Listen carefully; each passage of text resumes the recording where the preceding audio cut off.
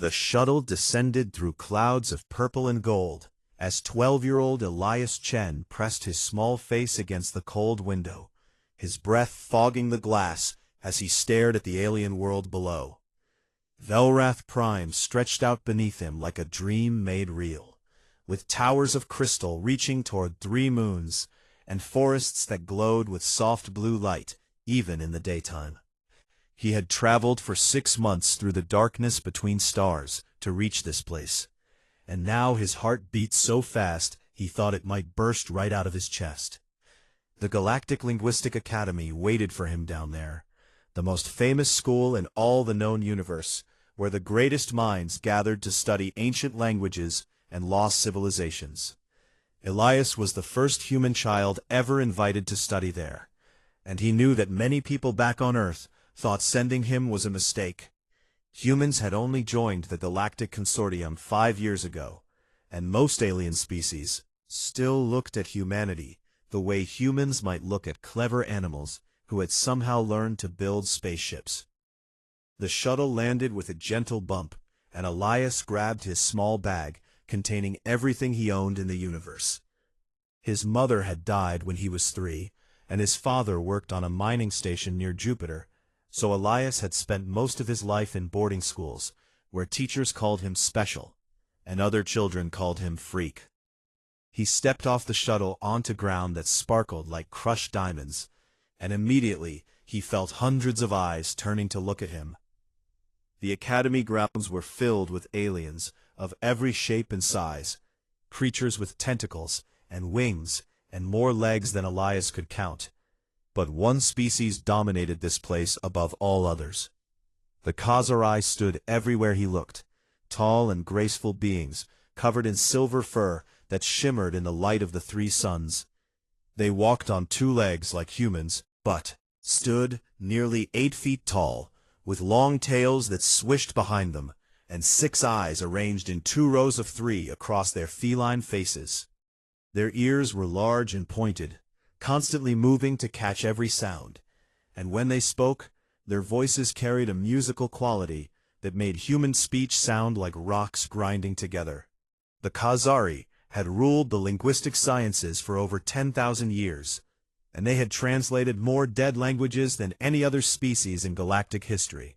They were proud of this achievement, perhaps too proud, and they did not hide their feelings about the tiny human walking among them.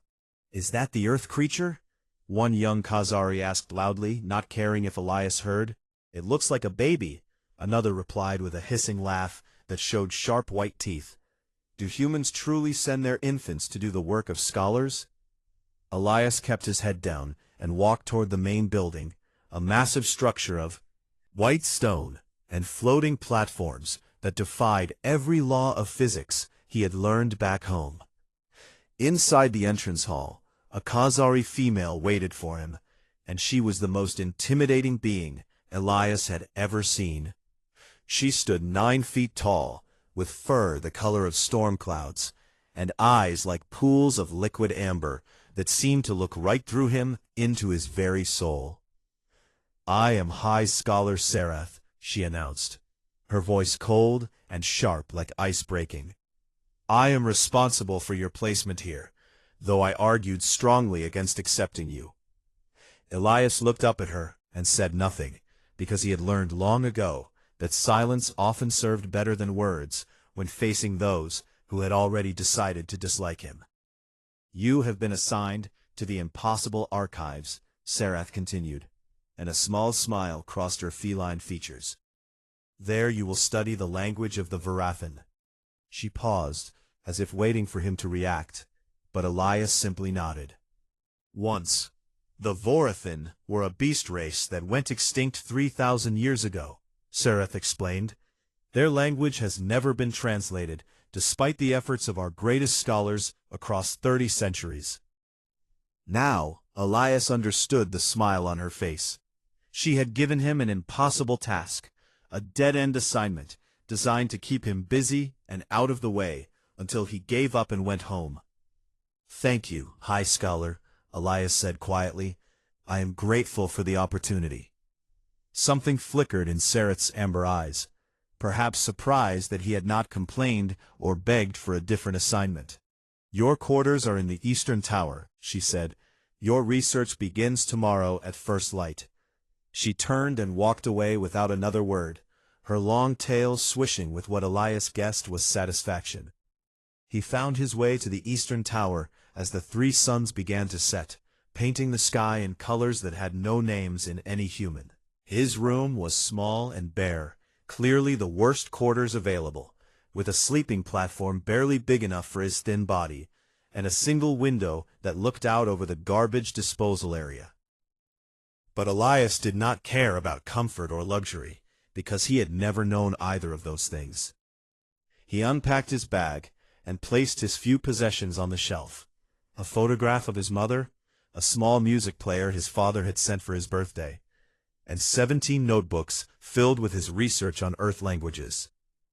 By the age of 10, Elias had taught himself 34 human languages, everything from ancient Sumerian to modern Mandarin, and he had discovered something that no one else seemed to understand. All languages, no matter how different they seemed, shared patterns deep within their structure. Like rivers flowing to the sea, all forms of communication followed certain paths, and Elias could see those paths the way other people saw colors or sound waves, heard music. The next morning he woke before the suns rose and made his way to the impossible archives, a dusty section of the library where shelves stretched up into darkness and the air smelled of ancient things long forgotten. A single Khazari attendant sat at the entrance, an old male with clouded eyes, who barely looked up when Elias entered. "Human," the attendant said with a snort, "come to waste your short life on the unsolvable puzzle like all the others." Elias walked past him into the archives and began searching for everything he could find about the Vorathan. There were thousands of files, recordings, images, and artifacts, all organized in a system that made no sense to human thinking. He worked for hours, gathering materials and spreading them across a large table, and slowly the picture of the Vorathan began to form in his mind. They had been large creatures, covered in both fur and feathers, with 6 limbs and bodies built for both running and climbing. Their civilization had spanned 100 worlds before some unknown catastrophe had wiped them out completely. And their language, the thing that had defeated 3,000 years of Khazari scholarship, was unlike anything the galaxy had ever seen. Elias stared at the Vorathan glyphs projected in the air before him, strange symbols that curved and spiraled in patterns that seemed almost random. But as he looked at them, really looked at them with the part of his mind that saw patterns everywhere, something strange happened. The symbols reminded him of something from home, something he had studied years ago when he was even smaller than he was now. They looked like whale songs made visible, like music frozen in time. And in that moment, sitting alone in the dusty archives while the Khazari laughed at him outside, Elias Chen smiled for the first time since leaving Earth. He had found his impossible puzzle, going to solve it.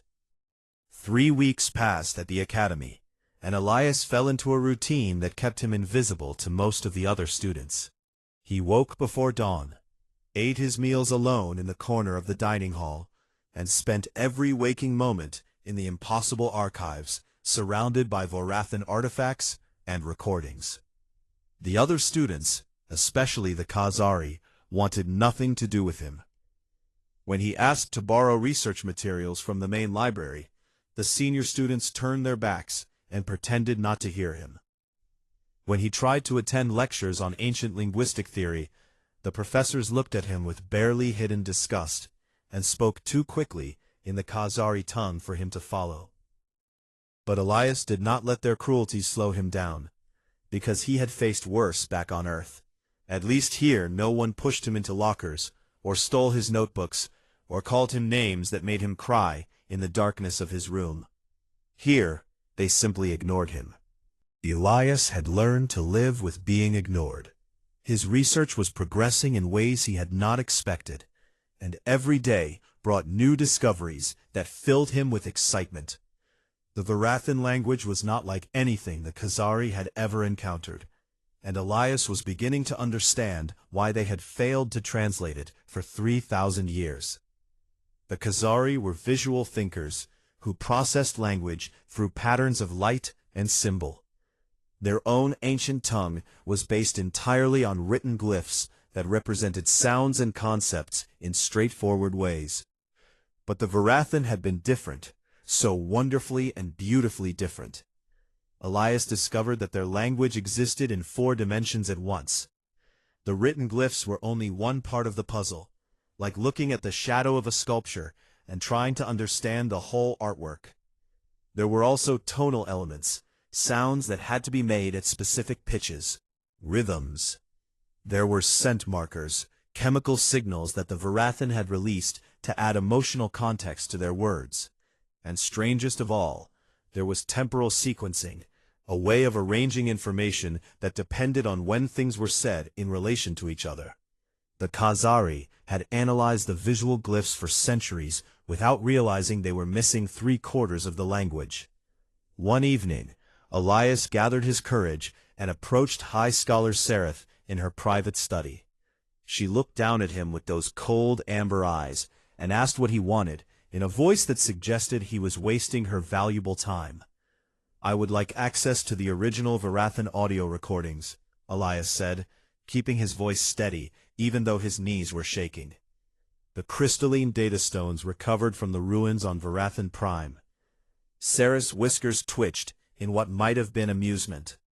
"The audio recordings," she repeated slowly, "wish to hear the beast noise that our scholars have analyzed for hundreds of years without finding any meaningful patterns." "Yes, High Scholar." Sereth let out a long breath that sounded like a hiss. "Very well, little human," she said. "If you wish to waste your time listening to animal sounds, I will not stop you." She gave him access to the restricted vault, and Elias spent the next week doing nothing but listening to the Varathan recordings over and over again. The Khazari were right about one thing. The sounds were strange and wild, filled with growls and chirps and howls that seemed random and meaningless. But Elias heard something else beneath the surface, patterns that repeated and transformed in ways that reminded him of music. Not just any music, but the complex mathematical music of composers like Bach and Beethoven, where every note connected to every other note in ways that only became clear when you listened with your whole heart. He began filling his notebooks with observations, combining musical notation with mathematical formulas and simple drawings that mapped the relationships between sounds and symbols. It was messy work, the kind of work that looked like madness to anyone who did not understand what he was doing. And that was exactly the problem. One afternoon, Elias was working in a small study room near the main lecture hall when a group of Khazari students found him. Their leader was a young male named Corvith, tall and handsome, with silver fur that gleamed like polished metal, and eyes that held nothing but contempt. "What do we have here?" Corvith asked, snatching one of Elias's notebooks from the table. "The little meat creature and his scribbles." Elias reached for the notebook, but Corvith held it high above his head, where the small human could not reach. "Let us see what the primitive mind has produced," Corvith announced to his friends, and they all followed him into the lecture hall, where dozens of students and several professors had gathered. Elias ran after them, his heart pounding with fear and shame. Corvith projected Elias's notes onto the large display screen for everyone to see. The pages were covered with musical notes, strange symbols, mathematical equations, and childlike drawings of Varathan glyphs connected by arrows and spirals. The hall erupted in hissing laughter. "Behold the great human scholar," Corvith shouted over the noise. "He draws pictures like an infant and thinks he can succeed where our greatest minds have failed." One professor shook her head sadly and muttered something about the mistake of allowing primitive species into the academy. Another student called out that humans should stick to their simple planet and leave real scholarship to real thinkers. Elias stood frozen in the doorway, his face burning with humiliation as the laughter washed over him like a... For a moment, he wanted to cry, wanted to run back to his room and hide under his blanket and pretend none of this was happening.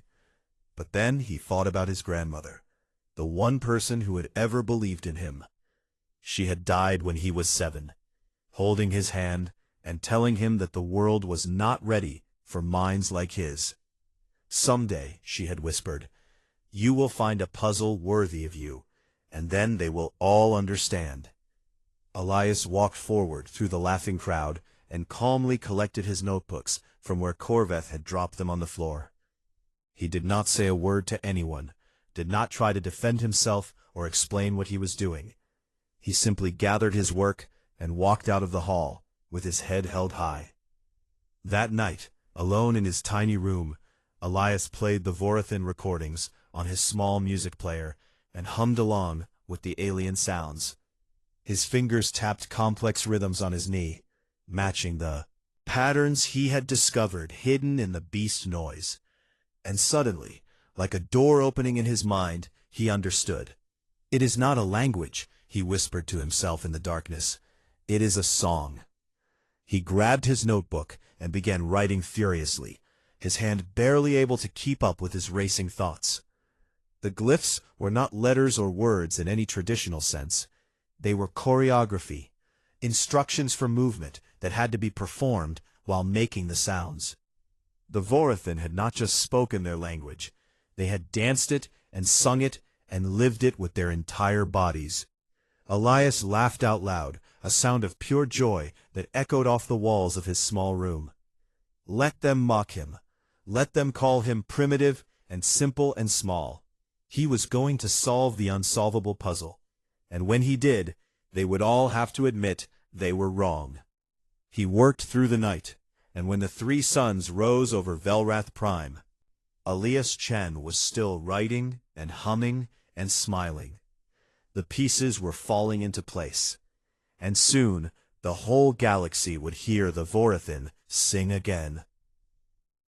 He forgot to eat for days at a stretch, surviving on nothing but nutrient bars and water, when his body absolutely demanded fuel. He forgot to sleep, working until his eyes burned and his hands shook, only collapsing when exhaustion pulled him down into dreams filled with alien symbols and haunting songs. The other students stopped mocking him, because they stopped noticing him entirely. He had become a ghost in the academy, a small pale creature who haunted the impossible archives like a spirit bound to unfinished business. Only one person seemed worried about him, and her name was Dr. Yuki Tanaka. She was the human liaison assigned to watch over Elias, a kind woman in her 50s with gray hair and gentle eyes who visited him once a week to check on his progress. Elias, you need to take care of yourself, she said during one of her visits, looking at the dark circles under his eyes and the way his clothes hung loose on his thin frame. Just a child, and you are killing yourself in this dusty archive. I am close to something, Elias replied without looking up from his work. I can feel it, Dr. Tanaka. I can almost touch it.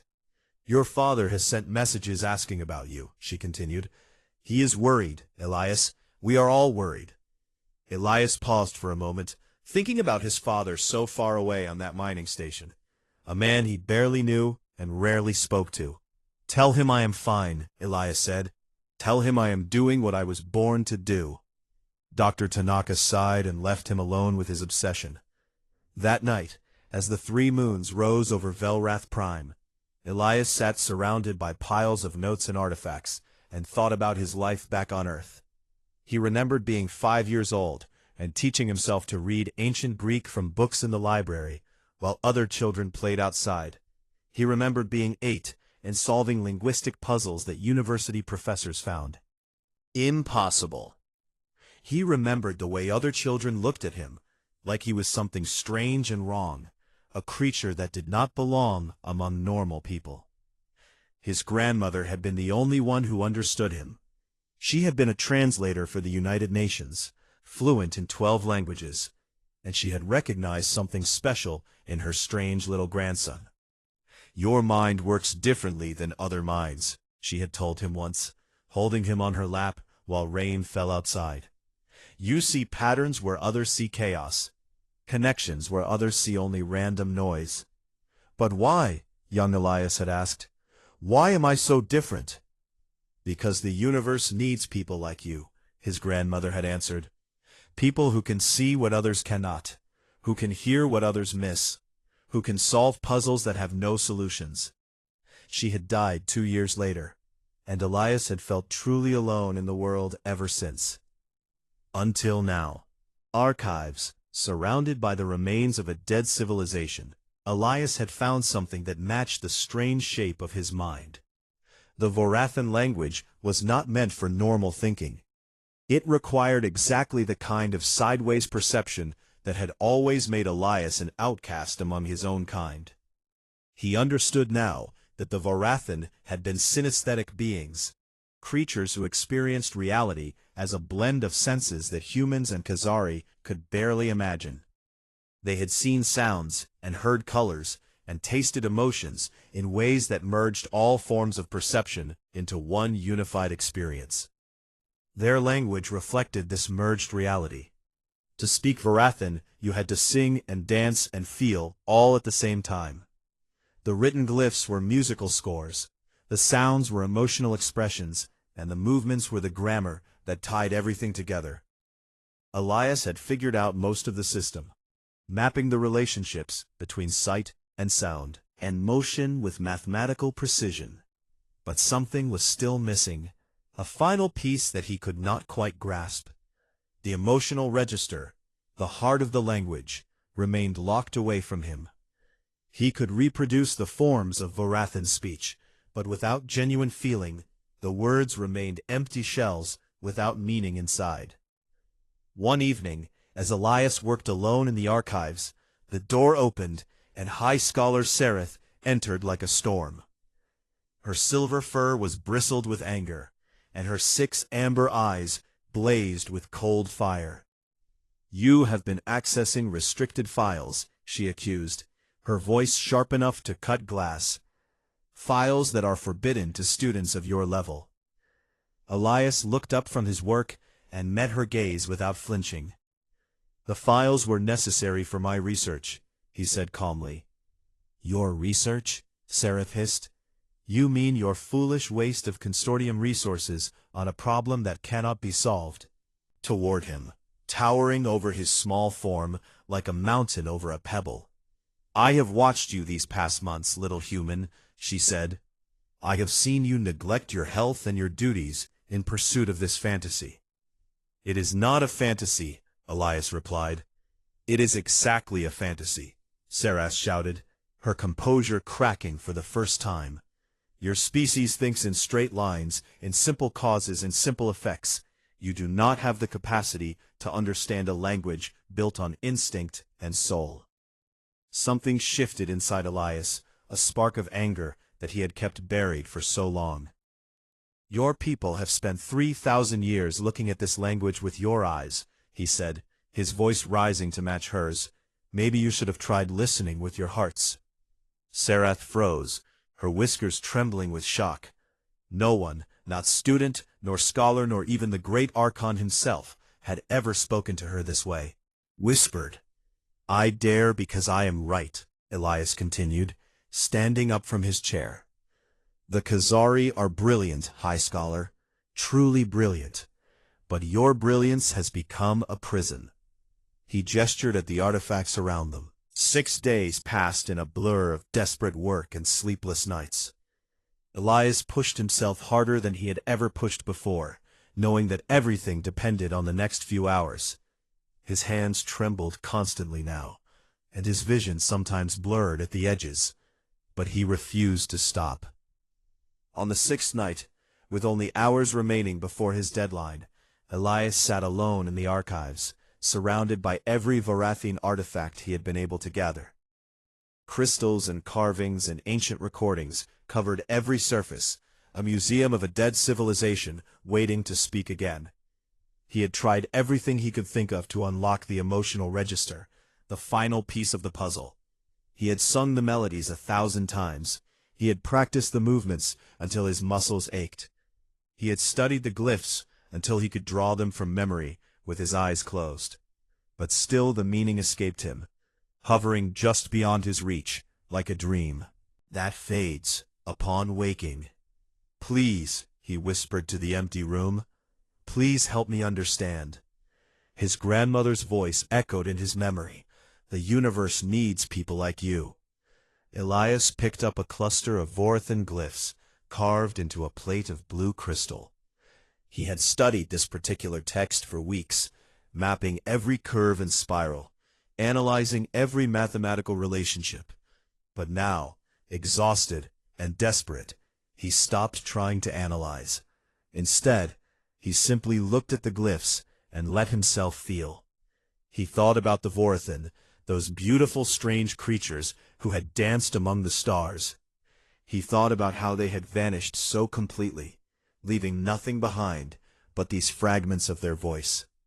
He thought about loneliness, the kind of loneliness that comes from being the last of your kind. And then, without planning to, Elias began to hum the melody that matched the glyph cluster, encoded in the curves, gestures flowing like water. His body swayed with the rhythm, and tears streamed down his face as emotion flooded through him. Something shifted.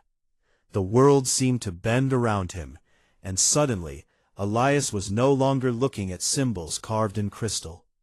He was feeling meaning, pure and overwhelming, pouring into his mind like light into a dark room.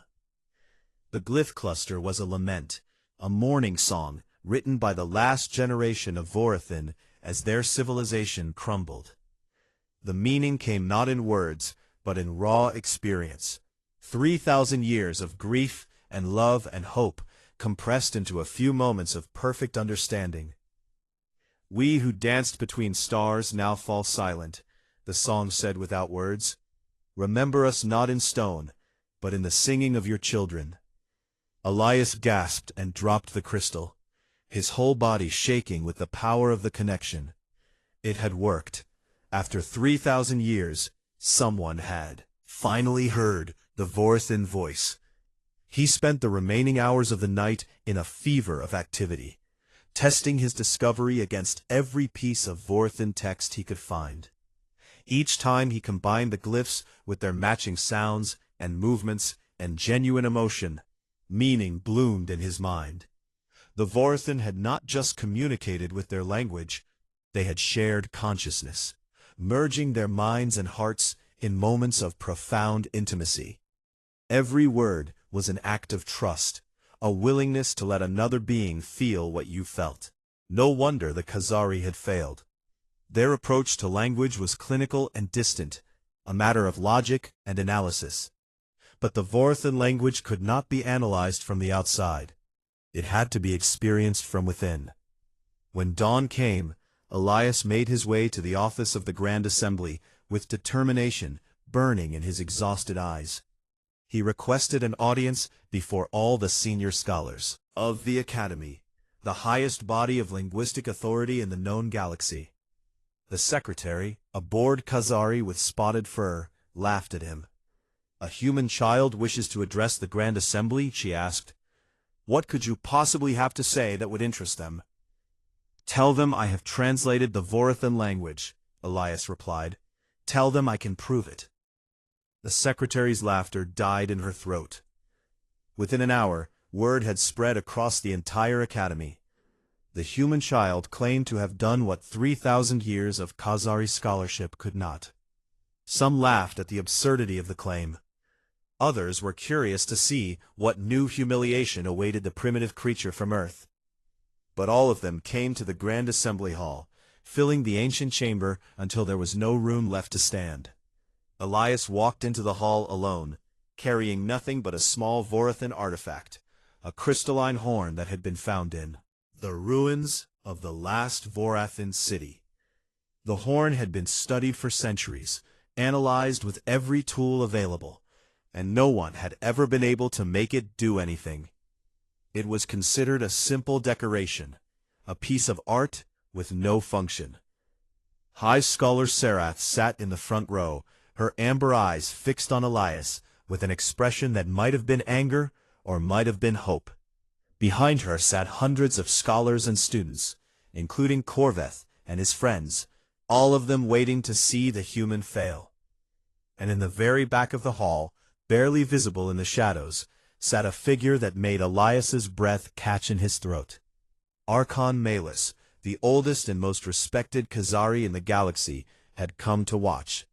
The Archon had not spoken in 50 years, had not attended any public event in decades. His presence alone told Elias that something important was happening, something beyond one small human and his impossible discovery. Walked to the center of the hall and faced the assembled scholars. "I am not going to give you a presentation," he said, his voice steady despite his fear. "I am not going to show you data or explain my methods." Murmurs rippled through the crowd. "Instead, I am going to show you what the Vorathan language truly is." He held up the crystalline horn. "This artifact has been dormant for 3,000 years, because no one knew how to wake it," he said. "Today I am going to speak to it in the only language it understands." Elias closed his eyes and thought about everything he had learned. He thought about the Vorathan and their beautiful doomed civilization. He thought about his grandmother and her belief in him. He thought about every moment of loneliness and every dream of connection. And then he began to perform. His voice rose in a Vorathan morning hymn, the same melody that had unlocked the truth for him the night before. His hands and body moved through the sacred gestures encoded in the ancient glyphs.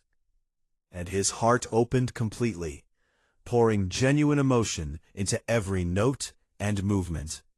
For a moment, nothing happened. The crowd shifted restlessly, whiskers twitching with impatience and amusement.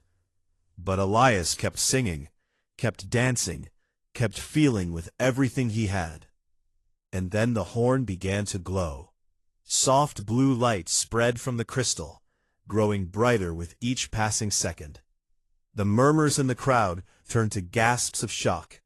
The horn pulsed with energy, and suddenly a beam of light shot from its tip toward the ceiling. The light spread and shaped itself into a holographic image so real it seemed you could touch it. A Vorathan stood before them. It was massive, towering over even the tallest Khazari, with 6 limbs and a body covered in golden fur and iridescent feathers.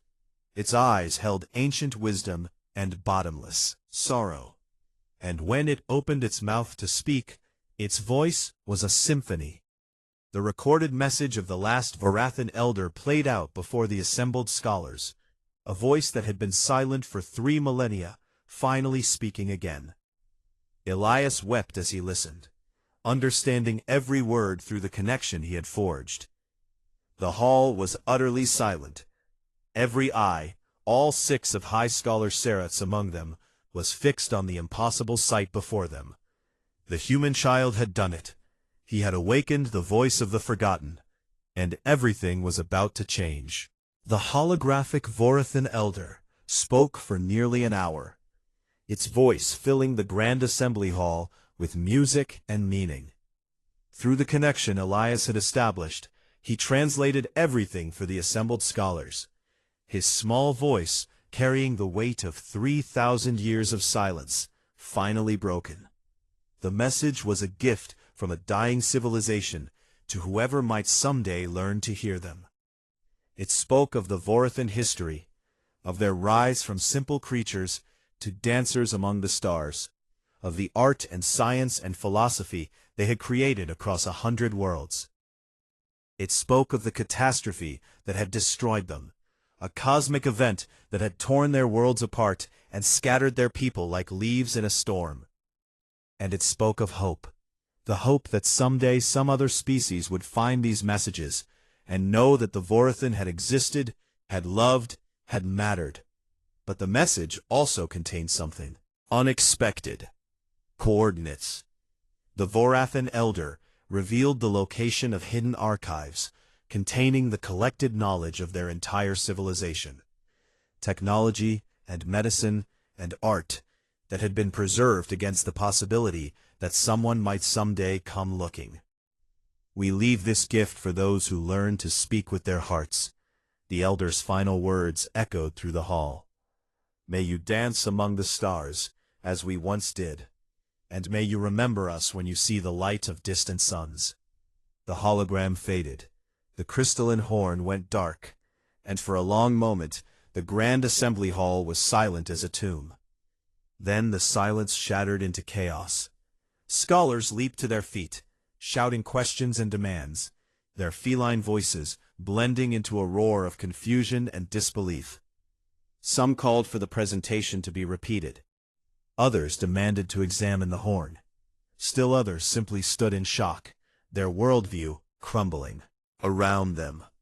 Elias stood alone in the center of the storm, exhausted beyond measure, but filled with a peace he had never known before. He had done it. He had solved the unsolvable puzzle. High Scholar Serath pushed through the crowd until she stood before him. Her silver fur was disheveled, her amber eyes wide with an emotion Elias could not name. She said nothing for a long moment, simply staring at the small human child who had accomplished what her entire species could not. Then slowly she lowered her head until her ears were flat against her skull, the deepest sign of respect and shame in Khazari culture. "I was wrong," she said, her voice barely audible above the noise. "We were all wrong." She raised her eyes to meet his. "We looked at the stars for 3,000 years and saw only our own reflection," she continued. "You looked for 1 year and saw them, truly saw them." Before Elias could respond, a hush fell over the hall. Someone was moving through the crowd, and the scholars parted like water before a great ship. Archon Malus approached, ancient and terrible in his dignity. He had not spoken in 50 years, had not acknowledged anyone or anything in decades. The silence was so complete that Elias could hear his own heartbeat. The Archon stopped before Elias and looked down at him with eyes that had seen empires rise and fall. Then the old Khazari did something that made every witness gasp aloud. He lowered himself to one knee, bringing his head level with the human child's. And he spoke, "Veleth ka Koramsu," the Archon said, his voice like mountains crumbling into the sea. Elias did not know the words, but somehow he understood their meaning. "Little one, you have taught the teachers." Tears streamed down Elias's face as he bowed in return. The days that followed were a whirlwind of activity and celebration. Consortiums sent officials to verify the translation, and expedition teams were organized to seek out the hidden Varathan archives. News of the discovery spread across every world in known space. Elias Chen, the human child who had been mocked and dismissed and ignored, became the most famous linguist in galactic history. Offers poured in from every direction. Universities wanted to grant him honorary degrees. Governments wanted to fund his research. Wealthy patrons wanted to shower him with credits and gifts. But Elias asked for only one thing. He asked that the Varathan be remembered not as beasts or primitives, but as the artists and dreamers they had truly been. He asked that their language be taught in schools across the galaxy, not just as an academic subject, but as a living practice of connection and empathy. And he asked that Corveth, his former tormentor, be assigned to work with him. The young Khazari stood before Elias with his head bowed in shame. "I do not understand," Corveth said. "After everything I did to you, why would you want me near you?" "Because you were wrong about me," Elias replied, "just as I might have been wrong about you." He held out his hand in the human gesture of friendship. "The Varathan taught me that language is about connection," he said, "that every word is a bridge between hearts, and that even enemies can become family if they are willing to truly hear each other." Corveth stared at the offered hand for a long moment. Then slowly, he reached out and took it. 10 years later, Elias Chen stood on the bridge of a starship, orbiting a planet that no living being had visited in 3,000 years. Behind him stood a crew of every species in the consortium, scientists and scholars and dreamers who had dedicated their lives to continuing the work he had begun. Beside him stood Corvith, no longer an enemy, but a colleague and a friend. "Are you ready?" Corvith asked. Elias smiled and nodded. The shuttle carried them down to the surface of the Vorathine homeworld, a place of ancient forests and crumbling cities that had once rung with music and laughter. They found the hidden archives exactly where the Elder's message had promised. Vast underground chambers filled with crystals containing more knowledge than any living civilization possessed. It would take generations to translate and understand everything the Vorathine had left behind. But that was exactly what Elias wanted. The Vorathine would never truly die as long as someone kept their language alive. Back on Earth, in a small town that no one had ever heard of, a statue was unveiled in the town square. It showed a small boy reaching up toward the stars, his face full of wonder and determination. Around him swirled alien glyphs, the first Vorathine words ever translated by a human being. "Danced between stars, now fall silent." The glyphs read, "Remember us not in stone, but in the singing of your children." The inscription on the base of the statue was simpler. It read, "He listened when the universe sang." And across the galaxy, in schools and homes and ships traveling between the stars, children of every species learned the Vorathin morning hymn. They learned to sing it, and dance it, and feel it in their hearts. They learned that language was more than just words, that true communication required vulnerability and trust and the willingness to open yourself to another being. They learned that even a small human child from a primitive world could change everything if he simply refused to stop listening. And sometimes, late at night when the stars were bright and the universe was quiet, those children would look up at the sky and sing together. Different species, different worlds, different lives. But for those few moments, united by a language of feeling that transcended all barriers. The Vorathin had been gone for 3,000 years, but their voice would never be silent again, because one lonely boy had heard them singing in the darkness, and he had sung back.